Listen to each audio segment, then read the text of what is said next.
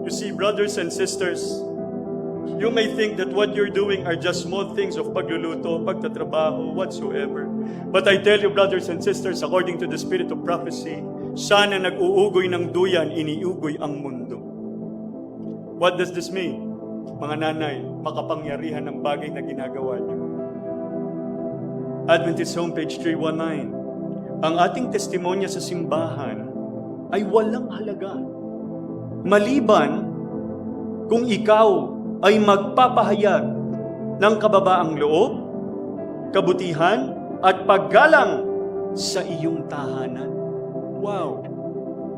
Kahit anong position mo sa church, at kahit gaano ka pa kasikat, pag wala kang kababaang loob sa asawa mo at sa anak mo, ma-pride ka, pag walang kabutihan na nanggagaling sa pagkatao mo sa loob ng bahay mo, at hindi ka magalang sa magulang mo, sa asawa mo o sa anak mo, ang sabi nito, walang kabuluhan kahit nagsasalita ka sa loob ng iglesia.